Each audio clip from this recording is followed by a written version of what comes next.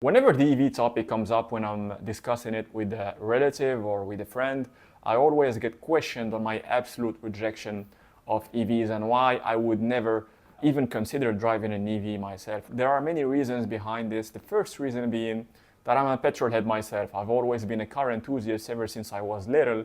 And if there's one thing that I look at way more than anything else when I'm considering buying a car or driving a car, it's the engine. It's all the mechanical moving parts that make up an engine and that make up the beating heart of a car.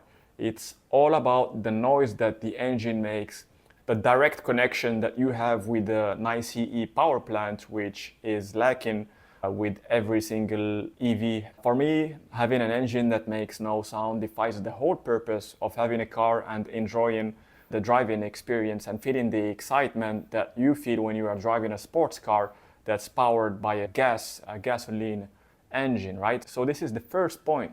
The second reason why I believe EVs will never appeal to me is because with all of these new EV cars which are being released, I think all these EV manufacturers have entered a raw horsepower race, when in fact enjoying a car and driving a car and feeling the excitement behind the steering wheel of that car has never been about the raw horsepower of that particular car. It's not only about the raw horsepower that a car makes, it's about the whole experience. It's mostly about the noise, the response that you get from the engine. When you press the gas pedal and you can hear and listen to the revs of the engine build up, and when that makes a nice symphony, a nice sound that you actually enjoy, and that resonates with you on a deep emotional level, I think there is no EV out there, regardless of how much horsepower it makes, that can come even remotely close to that, right? So all these EV manufacturers, they mistakenly believe that people are only looking for raw horsepower figures when that couldn't be further from the truth, because even if you gave me like a 2000 horsepower EV car, I wouldn't be excited by the idea of driving it. Maybe you would get excited by the thrill of experiencing an insanely fast 0 to 60 acceleration time. But what happens after? When you get past 60 miles an hour, it's just a straight line, right? So the most enjoyment that you get from driving a sports car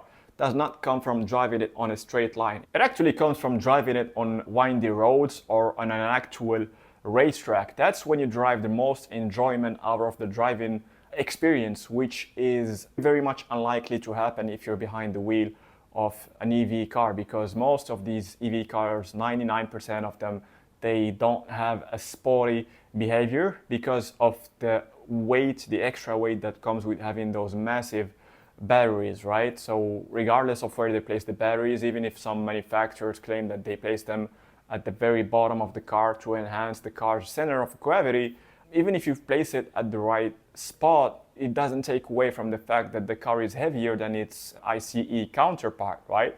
And that reflects in the way the car handles around curves. So I think all of these EV manufacturers got it wrong in the way they perceive what actual car enthusiasts are after. They are not after raw horsepower figures, they are after actual enjoyment, which is a result of driving an ICE powered car that is not as heavy as the EV counterparts.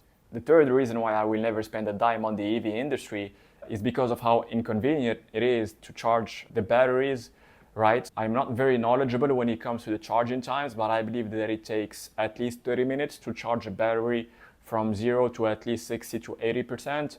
And the range is not that great either. So you have this massive downside of range as well as charging time. What this does is that you have to actually always be aware of how much mileage you have, and you have to arrange your trips accordingly. And this just limits your freedom as far as how far you can go with your car and how fast you can refill the tank. Whereas with a gas-powered car, there's always going to be a gas station just nearby. You can just get in, get out in 1 minute or even 2 when you fill up, when you refill full tank, and it's very convenient, very fast, and you get a very decent range depending on how big the displacement of your engine is and how good your fuel economy is, right?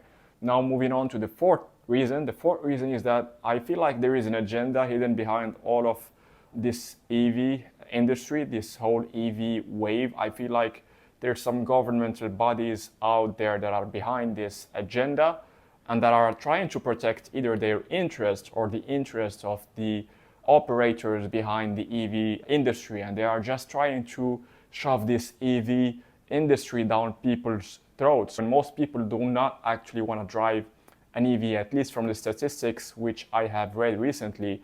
The vast majority of people are not ready to make that switch yet from gas-powered cars to electric cars, and this reflects in the recent change of lane which has been expressed by many car manufacturers, basically expressing their change of plan. They are basically delaying their plan of going all EV by a couple of years, at least because of their customers' demand, which is heavily geared towards development of gas-powered cars. So I do not like to have my freedom limited or to have someone else try to dictate what type of car I should be driving.